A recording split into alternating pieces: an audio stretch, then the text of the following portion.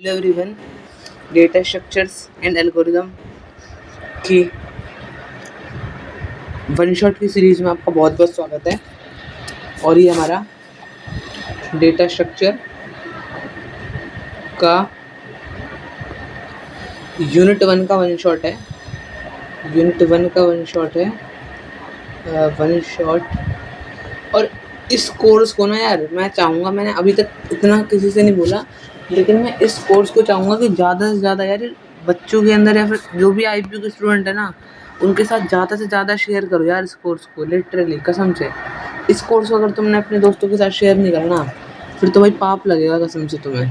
Share करो यार इस कोर्स को अपने दोस्तों के साथ, क्योंकि इस कोर्स की फ़ायदा सबसे पहले आप ये देखो कि इस कोर्स के चारों वन शॉट जो आपको हैं, आपको एक वेब सीरीज़ की तरह एक ही टाइम पर मिलने वाले हैं यार। एक वेब सीरीज़ जैसे आप देखते हो ना, एपिसोड वाइज आपको जो है ये मिलने वाले हैं। मैं ऐसे ही डालूँ एपिसोड 01 करके, एपिसोड 02 करके, एपिसोड 05 करके, और वेब सीरीज़ का नाम होगा डेटा स्ट्रक्चर। ठीक है, उस तरीके से आपको एक साथ चारों एपिसोड मिलेंगे। और देखो, और जिन्हें भाई वेब सीरीज़ देखना नहीं पसंद उनके लिए मैं इसे एक मूवी की तरह भी डालने वाला हूँ। मूवी मतलब कि चारों वन शॉट्स को जो है कंबाइन करके डाल दूंगा मैं चैनल पर अपने। ठीक है, तो देखो यार ज़्यादा से ज़्यादा प्यार दो इस वन शॉट को। और ऐसा इतना प्यारा डेटा स्ट्रक्चर किसी ने नहीं पढ़ाया होगा भाई, मैं गारंटी लेके दे रहा हूँ। अगर किसी ने पढ़ाया है तो उसे मेरे आगे यार लाके खड़ा कर दो। किसी ने इतना प्यारा वन शॉट नहीं पढ़ाया होगा जितना मैंने प्यारा पढ़ा रखा है कम टाइम के अंदर। और सारी शॉर्ट नोट्स हैं, देखो सारी शॉर्ट चीज़ें हैं जो कि मैंने भाई रात भर मेहनत करके जो है ये शॉर्ट नोट्स तैयार करे हैं आप सभी के लिए। ठीक है, पढ़ो तो पढ़ना स्टार्ट करो बस आप एक। तो शुरू करते हैं वीडियो को, बहुत टाइम हो गया। पहले समझो डेटा स्ट्रक्चर क्या होते हैं। देखो मैं समझाता हूँ। डेटा स्ट्रक्चर होता है हमारा अरेंजमेंट ऑफ डेटा। डेटा को इस तरीके से अरेंज करना ताकि हम उसे यूज़ कर सकें एफिशिएंटली हमारी मेमोरी के अंदर। मेमोरी के अंदर डेटा को इस तरीके से अरेंज करना ताकि उसका इस्तेमाल जो है एफिशिएंटली हो सके। समझ रहे हो, ताकि उसका क्या हो सके, उसका इस्तेमाल एफिशिएंटली हो सके। समझ गए। एक और डेफिनेशन भी है इसकी कि डेटा स्ट्रक्चर एक ऐसा मेमोरी या फिर स्टोरेज है जो कि जिसे कि हम यूज़ करते हैं स्टोर करने के लिए और ऑर्गेनाइज करने के लिए डेटा को। अब देखो भाई, मैंने तो आपको दो डेफिनेशन दे दी हैं। अगर जो आपको इसमें से डेफिनेशन अच्छी लगे आप वही पढ़ो। ठीक है, अब बेसिक सी एक और चीज़ बता देता हूँ कि एल्गोरिदम काम का है नहीं, क्योंकि काम का तो आपके अगले सेम में आएगा, पर बेसिक सी डेफिनेशन बता देता हूँ कि एल्गोरिदम होता क्या है। ठीक है, एल्गोरिदम कुछ नहीं है। एल्गोरिदम है ये सेट है रूल्स का जो कि हमें क्या हेल्प करता है, हमें हेल्प करता है ऑब्टेन करने में expected output from a given input. ये एक ऐसा सेट ऑफ रूल है जो कि हमें क्या हेल्प करता है ऑब्टेन करने में एक्सपेक्टेड आउटपुट को, कि हमारा आउटपुट क्या हो सकता है हमारे गिवन इनपुट के हिसाब से। उन रूल्स को लगाने का जो सेट होता है उसको हम एल्गोरिदम बोलते हैं। ठीक है भाई, बेसिकली एल्गोरिदम होता कुछ नहीं। एल्गोरिदम मतलब होता है कि स्टेप्स समझ गए। एल्गोरिदम मतलब स्टेप्स बस। ठीक है, अब मोस्ट इम्पॉर्टेंट चीज़ आपकी आ गई है कि मेरे को कमेंट करके पहले बताना आपका डेटा स्ट्रक्चर का एग्ज़ाम कब है। ठीक है, जल्दी बताना, मैं उसी हिसाब से जो है इस सीरीज़ को अपलोड कर दूँगा। ठीक है, किसी भी वीडियो पे कमेंट कर देना कि हमारा डेटा स्ट्रक्चर का है ये वो। जैसे बाकी मैं वीडियो में आप करते हो आजकल, आप जैसे अप्लाइड मैथ्स वाली को बहुत ज़्यादा प्यार दे रहे हो, अप्लाइड मैथ्स वाली वीडियो बहुत देख रहे हो। ठीक है, अब डेटा स्ट्रक्चर के टाइप क्या होते हैं। डेटा स्ट्रक्चर जो है ना वो दो टाइप का है। पहला है प्रिमिटिव डेटा स्ट्रक्चर, दूसरा है non primitive data structure.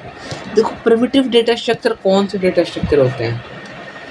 Primitive data structure are those data structure जो कि डायरेक्टली ऑपरेट करते हैं किसके ऊपर, मशीन लेवल इंस्ट्रक्शन पर।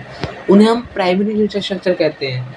प्राइमरी डेटा स्ट्रक्चर हम किन्हें कहते हैं, जो कि डायरेक्टली ऑपरेट करते हैं हमारे किस पर, मशीन लेवल इंस्ट्रक्शन पर। जैसे कि हमारा क्या हो गया, इंट हो गया, फ्लोट हो गया, कैर हो गया, बूलियन हो गया, ये सारे हमारे क्या हो गए, प्रिमिटिव डेटा स्ट्रक्चर हो गए ये सारे हमारे। ठीक है, समझ गए। तो अब भाई प्रिमिटिव तो समझ लिया, तो अभी नॉन प्रिमिटिव क्या है। नॉन प्रिमिटिव कुछ नहीं, नॉन प्रिमिटिव वही हैं जिन्हें हम क्या करते हैं, प्राइमरी डेटा स्ट्रक्चर से जिन्हें हम क्या करते हैं, ऑब्टेन करते हैं या फिर बोलो ड्राइव करते हैं। लेकिन नॉन प्रिमिटिव डेटा स्ट्रक्चर का फ़ायदा क्या है कि ये ज़्यादा एफिशिएंट होते हैं प्राइमरी डेटा स्ट्रक्चर से। देख रहे हो भाई, इतनी आसान लैंग्वेज में इतने प्यारे प्यारे नोट्स आपके लिए बनाए हैं यार। अब आप इनसे नहीं पढ़ोगे तो कौन पढ़ेगा यार, ठीक है। अब एक चीज़ और देखो, अब नॉन प्रिमिटिव डेटा स्ट्रक्चर के भी 2 टाइप हैं। क्या क्या? पहला है linear data structure. Linear data structure क्या होता है? ये ऐसा डेटा स्ट्रक्चर है जहाँ पर जो एलिमेंट हैं वो अरेंज्ड होते हैं, कैसे? सीक्वेंशियली अरेंज होते हैं, ठीक है। जैसे कि एग्जांपल देख लो, array, link list, stack, queue. Tension मत लो, ये चारों चीज़ें पढ़ेंगे अभी हम आगे, अभी एग्जांपल दिया है बस। अगला है नॉन लीनियर डेटा स्ट्रक्चर, जो कि हमारा किसके अंदर आता है? नॉन पीडीएफ के अंदर ही। क्या है? वो एलिमेंट जो कि अरेंज होते हैं एक हायरार्किकली या फिर ग्राफ टाइप के स्ट्रक्चर में, कि वो एक हायरार्की या फिर मान लो कि ग्राफ के तौर पे बने होते हैं, वो ऐसे डेटा स्ट्रक्चर होते हैं, ठीक है। उन्हें हम क्या बोलते हैं? उन्हें हम बोलते हैं non linear data structure. Non linear नहीं, हाँ, नॉन लीनियर डेटा स्ट्रक्चर, ठीक है। जैसे कि हमारा क्या हो गए? ट्रीज़ हो गए। ट्रीज़ में एक हायरार्की फॉलो होती है यार, जब हम ट्रीज़ को बना रहे होते हैं तो एक हायरार्की फॉलो होती है। जैसे ग्राफ्स हो गए, ये सारे हमारे क्या हो गए? Non linear data structure. अब बेसिक पढ़ लिया हमने सारा कुछ, इसमें से क्वेश्चन आने का बहुत हाई चांस है। जो ये वाली थ्योरी अभी मैंने कराई है ना, ये डेफिनेशन तो आपको सबकी आनी चाहिए। आप पढ़ते हैं एरे क्या होता है। चलो अब एरे पढ़ना स्टार्ट करते हैं। देखो एरे क्या है? एरे है कलेक्शन ऑफ एलिमेंट्स। एरे एक एलिमेंट्स का कलेक्शन है ऑफ सेम डेटा टाइप, जिसे हम कहाँ स्टोर करते हैं? कॉन्टिग्यूअस मेमोरी लोकेशन में। देखो कितनी प्यारी और आसान डेफिनेशन है। अब आपसे एरे कोई पूछेगा यार आप लिख के नहीं आओगे क्या एरे? मेरे को मतलब खुद को विश्वास नहीं हो रहा कि मैंने कैसे नोट्स बना दिए इतने प्यारे। तो एरे एक ऐसा कलेक्शन है एलिमेंट्स का जो कि सेम डेटा टाइप्स के हैं और स्टोर है कॉन्टिग्यूअस मेमोरी लोकेशन के अंदर। जैसे कि एक एरे का एग्जांपल आप ले लो, 10, 20, 30, 40, ये एक एरे है। अब एरे का फ़ायदा क्या है ये समझो। एरे का फ़ायदा ये है कि इसका साइज़ फिक्स रहता है, इसमें जो डेटा है ना वो सिक्वेंशियली स्टोर होता है। अब आप बोलोगे आपको कैसे पता है सिक्वेंशियली स्टोर होता है? देखो हमने पढ़ा तो था यहाँ पर कि जो लीनियर डेटा स्ट्रक्चर होते हैं उनके अंदर क्या होता है? एलिमेंट सीक्वेंशियली अरेंज होते हैं। तो मतलब एक डेफिनेशन से भी आप अगली डेफिनेशन को ड्राइव कर सकते हो, ठीक।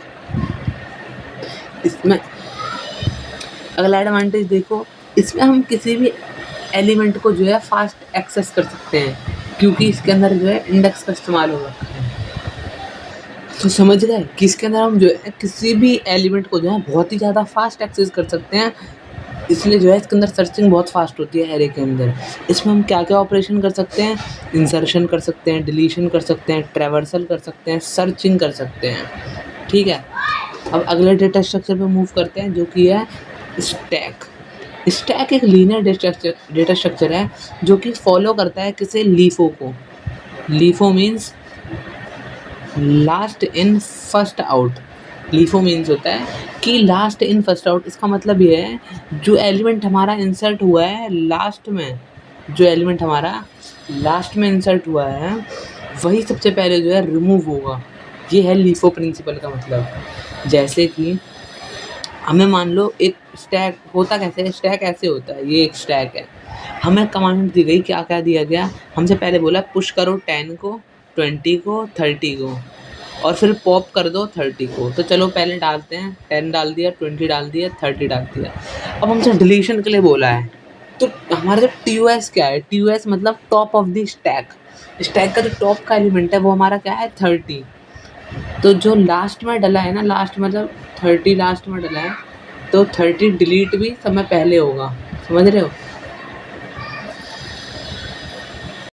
सो हम कहाँ थे? स्टैक पर।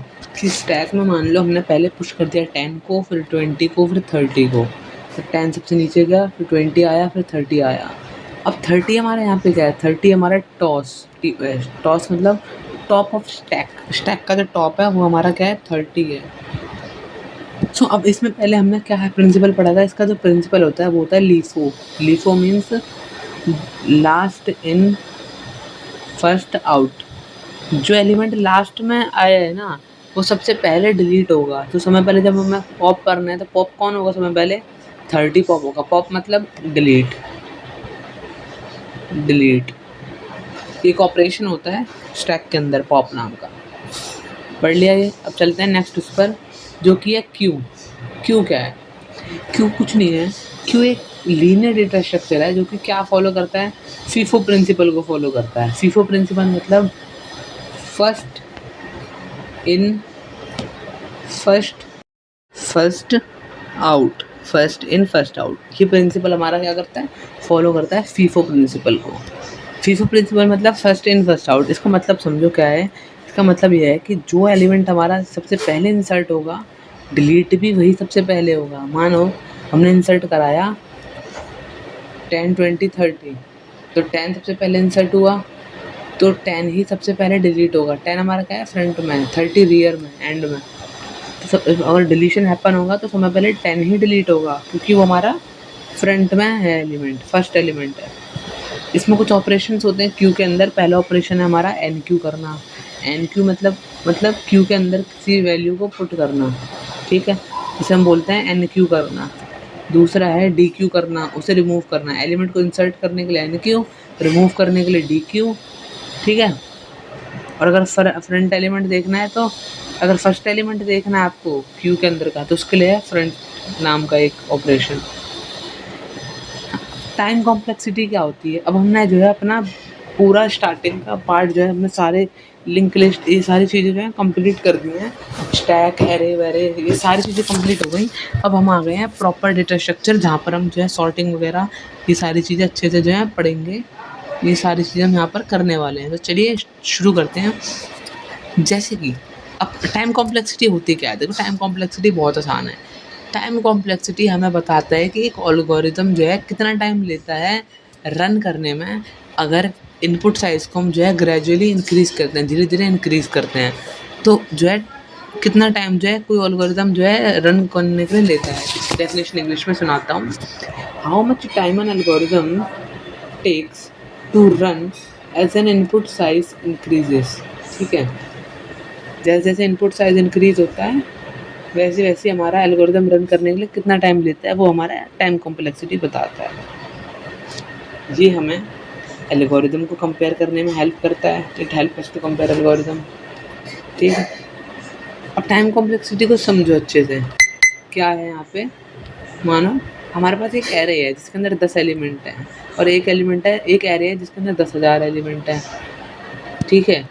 और हमें मेजर कर, ठीक है,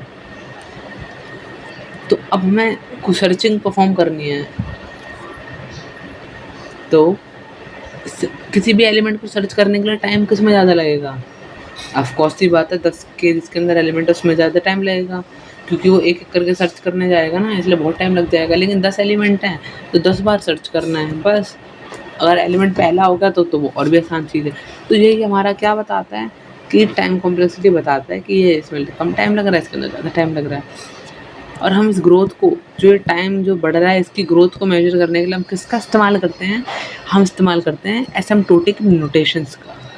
तो चलिए एसिम्प्टोटिक नोटेशंस देखते हैं क्या होती है। एसिम्प्टोटिक नोटेशन का हम इस्तेमाल करते हैं किसी भी एल्गोरिथम की परफॉर्मेंस को रिप्रेजेंट करने के लिए, ठीक है। एसिम्प्टोटिक नोटेशन हम इस्तेमाल करते हैं किसी भी एल्गोरिथम की परफॉर्मेंस को रिप्रेजेंट करने के लिए। इसके 3 टाइप होते हैं। पहला टाइप है बिग ओ नोटेशन, ठीक है। बिग ओ नोटेशन मतलब, बिग ओ नोटेशन हमारा जो है वर्स्ट केस को शो करता है। ये हमें बताता है कि कोई भी एल्गोरिथम जो है रन करने के लिए ज़्यादा से ज़्यादा कितना टाइम ले सकता है, ये मैक्सिमम टाइम बताता है। तो मतलब ये वर्स्ट केस है। जैसे हमें मान लो लीनियर सर्च करना है इस एरे के अंदर, इसके अंदर एलिमेंट है 10 20 30 40 50, और हमसे क्या दिया 50 सर्च करो। तो 50 के लिए तो हमें ये भी पूरा सर्च करके जाना पड़ेगा। तो मतलब ये एकदम वर्स्ट केस है। ये हमें बताता है कि मैक्सिमम टाइम कितना लग सकता है। Searching 50 require checking all element, कि हमें सारे एलिमेंट चेक करने पड़ेंगे तब हम जाके 50 को जो है फाइंड कर पाएंगे। तो इसकी टाइम कॉम्प्लेक्सिटी क्या हो गई, हमें n बार चेक करना पड़ा, तो इसकी टाइम कॉम्प्लेक्सिटी हो गई बिग ओ एन, ठीक है, जहाँ पे n है हमारे नंबर ऑफ एलिमेंट्स। कुछ कॉमन बिग ओ कॉम्प्लेक्सिटी क्या क्या है, जैसे कि big O 1, big O log n, big O n, big O n log n, ये बिग ओ वन हमारी कांस्टेंट होती है, ये हमारी क्या होती है, लॉगरिथमिक होती है, ये हमारी क्या होती है, लीनियर होती है, ये होती है हमारी सॉर्टिंग के लिए, ये बिग ओ 2 की पावर n होती है हमारी एक्सपोनेंट के लिए। ठीक है, समझ गए। अब नेक्स्ट उस पे मूव करते हैं कि ओमेगा नोटेशन क्या है, ये क्या चीज़। ओमेगा नोटेशन हमारा जो है बेस्ट केस को जो है बताता है कि ये रिप्रेजेंट करता है कि कोई भी एल्गोरिथम रन करने के लिए कितना कम से कम कितना टाइम ले सकता है, कम से कम कितना टाइम एक एल्गोरिथम ले सकता है रन करने के लिए, वो हमारा क्या बताता है, ओमेगा नोटेशन बताता है। ठीक है, जैसे कि वही वाली एरे ले लो जिसके अंदर एलिमेंट थे कितने, 10 20 30 40 50। मान लो हमसे कह दिया 10 को सर्च करो, अरे 10 को सर्च करने निकलेंगे तो 10 तो हमारा फर्स्ट एलिमेंट है ना, तो इसमें तो टाइम ही नहीं लगा, तो कॉम्प्लेक्सिटी क्या हो गई, बिग ओ वन तो हो गई इसका टाइम कॉम्प्लेक्सिटी, पहले पर ही मिल गया। लेकिन ये ओमेगा नोटेशन है, यहाँ पे ओमेगा 1 हो जाएगी। ठीक है, क्यों, क्योंकि एलिमेंट हमें फाउंड होगा इमीडिएटली, इसलिए बस समझ रहे हो कि सर्चिंग हमें फर्स्ट एलिमेंट की कर रही थी ना। वहीं पे थीटा नोटेशन क्या बताता है, थीटा नोटेशन हमें बताता है कि एवरेज केस के बारे में, it represent the average running time of algorithm, ना बेस्ट ना वर्स्ट, मतलब एवरेज। जैसे एक एरे ले लिया, ये हमसे बोल दिया कि चलो सर्च करो, इसमें 30 का है, अब 30 तो बीच में है ना, तो ये एवरेज हो गया ना तो ये बेस्ट हुआ ना वर्स्ट हुआ, समझे। सर्च इट चेक द क्या, around half of an element on average, तो इसकी कॉम्प्लेक्सिटी हो गई बिग थीटा एन, समझ गए। तो हमने सभी तरीके की टाइम कॉम्प्लेक्सिटी पढ़ ली, एसिम्प्टोटिक नोटेशन पढ़ लिया। अब जो हमारा मोस्ट इंपॉर्टेंट टॉपिक आता है वो आता है हमारा abstract data type. Abstract data type क्या होता है, ठीक है, जो हमारा एब्स्ट्रैक्ट डेटा टाइप है जिसे हम शॉर्ट फॉर्म में बोलेंगे एडीटी। जो एडीटी है वो एक ऐसा डेटा टाइप है जो कि हमें बताता है कि क्या ऑपरेशन जो है परफॉर्म हो रहा है, ना कि वो इस चीज़ पर गौर कर रहा कि वो जो है वो इम्प्लीमेंटेशन कैसे हो रहा है। मतलब एडीटी जो है ना, एडीटी वो इम्प्लीमेंटेशन पर फोकस ना करके हमारा ऑपरेशन पर फोकस करता है, ये इसकी डेफिनेशन है, आपको याद करनी है ये। तो ये मेनली फोकस किस पे करता है, ये मेनली फोकस करता है बिहेवियर पर, ऑपरेशन पर, रूल्स पर। रूल्स क्या क्या लग रहे हैं, इंस्टीड ऑफ इंटरनल कोडिंग, ये इंटरनल कोडिंग डिटेल पर जो है ज़्यादा इतना नहीं जाता, ये बस ऑपरेशंस पे वो करता है गौर। जैसे एटीडी हमारा किससे मिलकर बना हुआ है, एटीडी हमारा डेटा से और ऑपरेशन ऑन डेटा, डेटा पे क्या ऑपरेशन हो रहा है उससे मिलकर बना है हमारा एडीटी। ठीक है, फॉर एग्जांपल के लिए हम एक एडीटी लेते हैं, एक स्टैक का एडीटी लेते हैं, तो इसमें देखो it does not tell whether, ये हमें ये चीज़ नहीं बताएगा कि स्टैक हमारा इम्प्लीमेंटेड कैसे हुआ है, कि वो एरे का इस्तेमाल करके बना है, लिंक लिस्ट का इस्तेमाल करके बना है, ये हमें ये चीज़ नहीं बताएगा। लेकिन हमें ये चीज़ बताएगा कि इस पे क्या, लेकिन हमें ये चीज़ बताएगा कि इस पे ऑपरेशन क्या क्या हो रहे हैं, जैसे कि पुश ऑपरेशन हो गया, पॉप हो गया, पीक हो गया, ये हमें इन सब चीज़ों के बारे में बताएगा। ठीक है, तो एडीटी की स्पेसिफिकेशंस क्या होती हैं वो चलिए वो समझते हैं कि एडीटी की स्पेसिफिकेशन ये है कि defining the operation and the behaviour of ADT. जैसे कि एक स्टैक एडीटी हमने ले ली, इस पर क्या क्या ऑपरेशन हो सकते हैं, पहला यही तो हो सकता है कि पुश करना, कि एलिमेंट को इंसर्ट करना, पॉप मतलब रिमूव कर देना, पीक मतलब टॉप वाले एलिमेंट को व्यू करना, इज एम्प्टी मतलब चेक करना स्टैक एम्प्टी है या फिर नहीं। तो ये इसकी स्पेसिफिकेशंस हैं। अब वहीं इसकी परफॉर्मेंस इम्प्लीकेशंस क्या हो जाएंगी एडीटी की, ये हमें ये चीज़ बताएगा कि जो ऑपरेशन हो रहा है वो कितनी इफेक्टिवली वर्क कर रहा है, जो हमारा ऑपरेशन हो रहा है वो कितनी इफेक्टिवली वर्क कर रहा है। ठीक है, ठीक, वो भी कैसे बताएगा, इस्तेमाल करके टाइम कॉम्प्लेक्सिटी का और मेमोरी यूसेज का। जैसे कि स्टैक की हमें परफॉर्मेंस देखनी है तो हमारे पास क्या क्या ऑपरेशन है, ये सारे ऑपरेशन है, तो इन सब की परफॉर्मेंस इतनी टाइम कॉम्प्लेक्सिटी क्या है, बिग ओ 1। तो ये हमारा क्या बता रहा है, ये हमारा परफॉर्मेंस इम्प्लीकेशन बता रहा है। ठीक है, अब एडीटी के बारे में कुछ इंपॉर्टेंट चीज़ें देखो कि ये हमारी जो है इम्प्लीमेंटेशन डिटेल को हाइड करता है, और ये मेनली जो है प्रोग्राम को क्या बनाता है, ईजियर बना देता है, ये कोड की रीयूजिबिलिटी को इम्प्रूव कर देता है, और ये हमें हेल्प करता है चूज़ करने में एक इफ़ेक्टिव स्ट्रक्चर को। ठीक है, एक इफ़ेक्टिव स्ट्रक्चर को चूज़ करने में हमारी ये हेल्प करता है। ठीक, एडीटी पूरा कंप्लीट हो गया, हमने एडीटी पूरा पढ़ लिया। आई होप आपको मज़ा आ रहा होगा यार, ठीक है। नेक्स्ट देखो सर, थोड़ी बड़ी यूनिट है इसलिए वीडियो भी थोड़ी बड़ी हो सकती है, उसकी टेंशन मत लेना, ठीक है। सर्चिंग क्या होती है? सर्चिंग आपके सिलेबस में है। सर्चिंग मतलब किसी भी एक स्पेसिफिक एलिमेंट को क्या करना, एक कलेक्शन ऑफ डेटा के अंदर से फाइंड करना। मतलब एक बहुत सारी डेटा की कलेक्शन दे रखी है, उसके अंदर से किसी एलिमेंट को फाइंड करना, उसको हम क्या बोलते हैं? किसी स्पेसिफिक एलिमेंट को फाइंड करना, उसे ही हम सर्चिंग बोलते हैं। जैसे कि एक एरे ले लो 10 20 30, हमें 30 फाइंड करना है, तो फाइंड कर सकते हैं कि ये रहा 30। और कौन सा केस है? ये हमारा वर्स्ट केस है, समझ रहे हो? धीरे धीरे हम पीछे की चीज़ों को भी इम्प्लीमेंट कर रहे हैं अपने डेटा स्ट्रक्चर के अंदर, और वो आएंगी ही यार। अगर आपने स्टार्टिंग की चीज़ें नहीं समझी तो मैं अभी भी कह रहा हूँ, अब वीडियो को दोबारा से स्टार्ट करना, देखो, स्टार्ट करो, फिर समझो। अब सर्चिंग के 2 टाइप हैं। पहला है हमारे पास, सर्चिंग के 2 टाइप हैं, एक है हमारा LS, एक है BS। LS मतलब लीनियर सर्चिंग और बाइनरी सर्चिंग। लीनियर सर्चिंग के अंदर क्या होता है? लीनियर सर्चिंग के अंदर हम एलिमेंट को चेक करते हैं 1 बाय 1 करके, जैसे अभी तक हम सारी एरेज में कर रहे थे 1 बाय 1 चेक करके, ठीक है।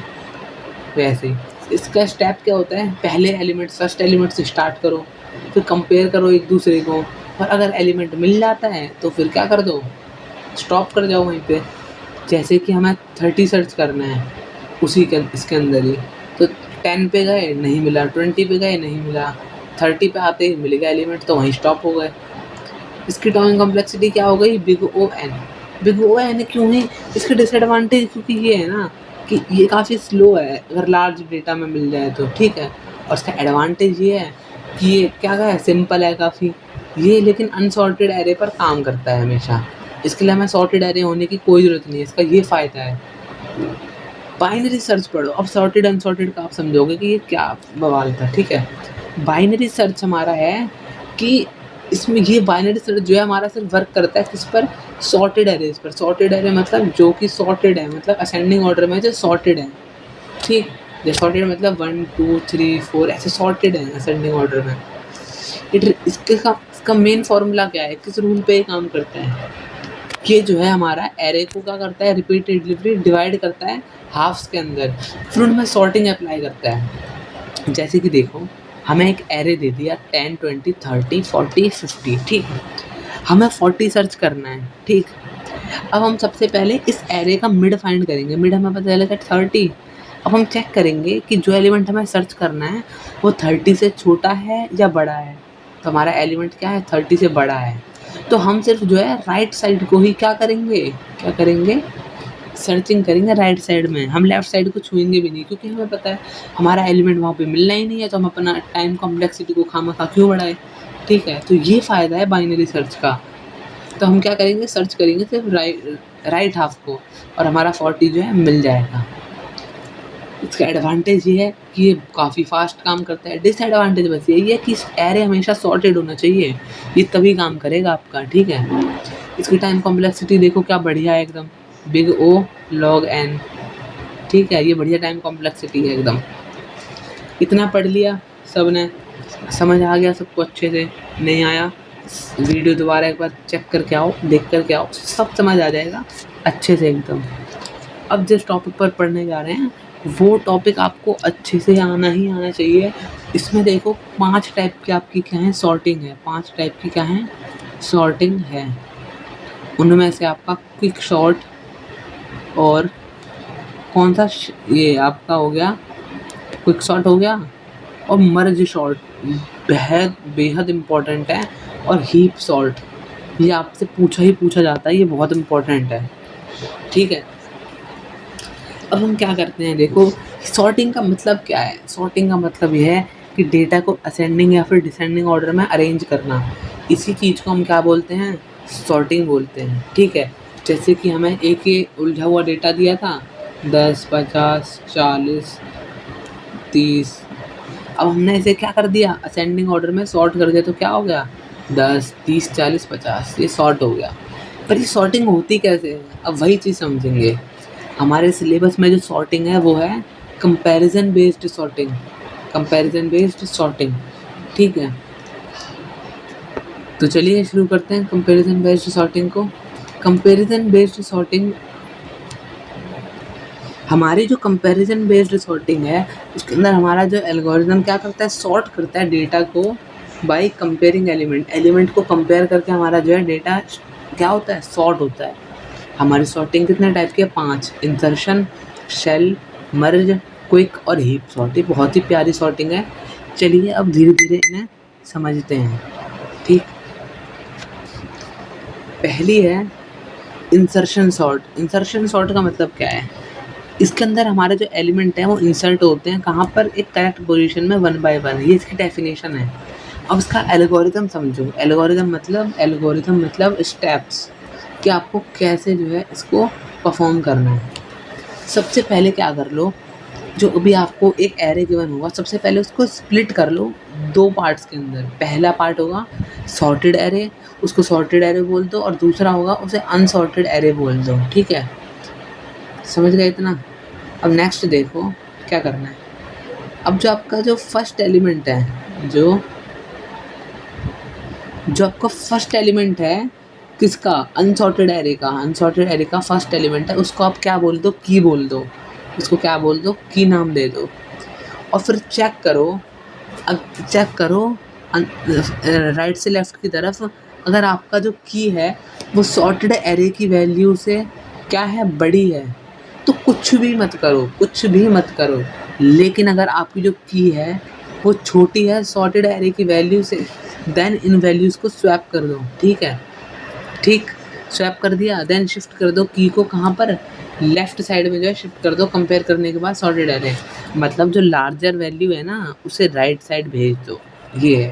अब समझो एक एरे गिवन था 50, 20, 30, 40। पहले एलिमेंट को सॉर्टेड एरे, ये अनसॉर्टेड एरे। ठीक, और जो अनसॉर्टेड एरे का पहला एलिमेंट है उसे की बोल दिया हमने। अब की और सॉर्टेड एरे में कंपैरिजन करा तो हमारी की क्या है, छोटी है 50 से, की की वैल्यू 20 है। तो क्या कर दो, स्वैप कर दो यहाँ पे।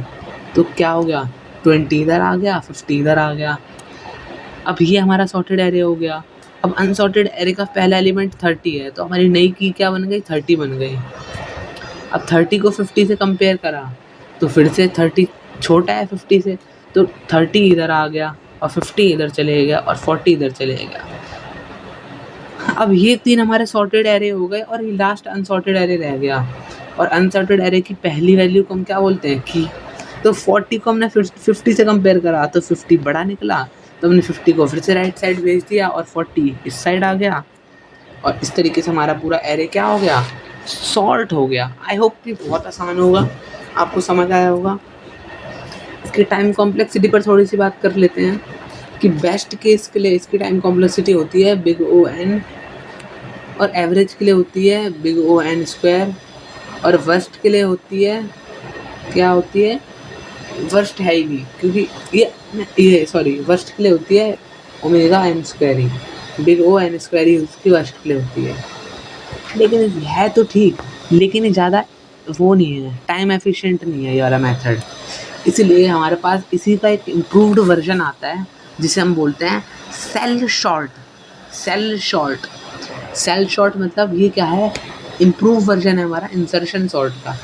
इस जैसे हम इंसर्शन सॉर्ट में एलिमेंट को कंपेयर कर रहे थे ना और फिर सॉर्ट कर रहे थे, कंपैरिजन यहाँ पर भी होगा, एलिमेंट कंपेयर होंगे लेकिन एक सर्टेन गैप पर एलिमेंट को कंपेयर किया जाएगा। सबसे पहले हम क्या करेंगे, स्टेप देखो। सबसे पहले कोई भी एरे गिवन है, सबसे पहले गैप निकालेंगे। गैप की वैल्यू क्या होगी, n/2 की फ्लोर वैल्यू। n क्या है, हमारा नंबर ऑफ एलिमेंट जो भी हमारा एरे के अंदर हैं। मान लो गैप आ गया 4। ठीक, फिर हम क्या करेंगे कि यहाँ पे एक एलिमेंट मान लो 10, 20, 30, 40, 50, तो पहले एलिमेंट पे यहाँ पे एरो रखेंगे और गैप 4th एलिमेंट पे यहाँ रखेंगे। तो इन दोनों को कंपैरिजन करेंगे हम। ठीक है, इस तरीके से होगा, कंपेयर करेंगे हम, क्या करेंगे, डिस्टेंट एलिमेंट को। और फिर धीरे धीरे हम गैप को क्या करेंगे, ग्रेजुअली डिक्रीज करेंगे, 4 से 2, 2 से 1, और फाइनल हमारा जो पास होगा वो गैप 1 पे हम करेंगे जैसे हम इंसर्शन में कर रहे थे। लेकिन इसमें फ़ायदा होगा कि हमारा पहले ही 90% हमारा जो है सॉर्ट हो जाएगी, हमारी वो क्या एरे हमारी 90% हमें सॉर्ट होकर मिलेगी। ठीक है, करना क्या है, पहले एलिमेंट हम एक एरो लगा देंगे इस तरीके की फर्स्ट एलिमेंट पर, और जो नेक्स्ट एरो है वो हम फोर्थ एलिमेंट पर लगाएंगे अगर हमारा गैप क्या है 4 है। फिर हम एरो 1 को चेक करेंगे अगर एरो 2 से, अगर एरो 1 फर्स्ट एलिमेंट अगर हमारा छोटा है एरो 2 से तो हम कुछ नहीं करेंगे, लेकिन अगर हमारा जो फर्स्ट एलिमेंट है वो बड़ा है सेकंड एलिमेंट से तो हम क्या कर देंगे, स्वैप कर देंगे दोनों को। देखो जैसे कि यहाँ पे क्या है 23, 29, 12, तो ये पहले एलिमेंट पे एरो 1 आ गई, यहाँ पे एरो 2 आ गई। अब ये एलिमेंट क्या था, छोटा था और ये बड़ा था तो हमने कुछ नहीं करा, लेकिन फिर हम क्या करेंगे, गैप 2 के लिए करेंगे, फिर गैप के लिए 1 के लिए यही चीज़ करेंगे हम। इसका फ़ायदा क्या है, ये फास्टर मेथड है, लेकिन इसका एक डिसएडवांटेज ये है कि ये स्टेबल मेथड नहीं है। एक जैसे एक स्टेबल मेथड होता है ना हमारे पास, ये मेथड स्टेबल नहीं है, बस यही दिक्कत है।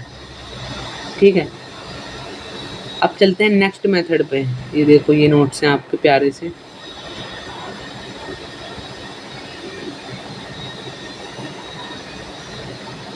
मैं छोटे कर नहीं रहा, फिर आपको अच्छे से दिखेगा नहीं, मैं इसलिए छोटा करके पढ़ा नहीं रहा। अब मर्ज शॉर्ट क्या है, मर्ज शॉर्ट में क्या कौन सी टेक्निक हम यूज़ करते हैं, डिवाइड करना फिर कॉन्कर करना। पहले एरे को डिवाइड करो फिर उसे मर्ज करो, ये हमारा मर्ज शॉर्ट बताता है। चलो पढ़ना स्टार्ट करते हैं मर्ज शॉर्ट को। मर्ज शॉर्ट के अंदर पहले हम सबसे पहले क्या करते हैं, सबसे पहले हम एरे को क्या करते चले जाते हैं, हाफ्स के अंदर डिवाइड करते चले जाते हैं। जैसे कि एक एरे है, ये एक एरे है, इसको हम हाफ्स के अंदर डिवाइड करते चले जा रहे हैं, करते चले जा रहे हैं, करते चले जा रहे हैं, जब तक हमारा एक डब्बा एलिमेंट ना रह जाए तब तक इसे क्या करेंगे, हम डिवाइड करते चले जाएंगे हाफ के अंदर। फिर हम ईच हाफ को क्या करेंगे, रिकर्सिवली क्या करेंगे, सॉर्ट करेंगे, और फिर क्या कर देंगे, जो मर्ज कर देंगे जो सॉर्टेड हाफ हमारे हमें जो मिलेंगे। मिड की वैल्यू कैसे नहीं मिलेगी हमें, लो प्लस में हाई को डिवाइड करके 2 से। इसकी टाइम कॉम्प्लेक्सिटी क्या होती है, इसकी टाइम कॉम्प्लेक्सिटी होती है big O n log n। इसकी ये दिक्कत ये है कि ये एक्स्ट्रा मेमोरी रिक्वायर करता है, ठीक है, और ये हमारा कौन सा प्रिंसिपल को फॉलो करता है, डिवाइड एंड कॉन्कर।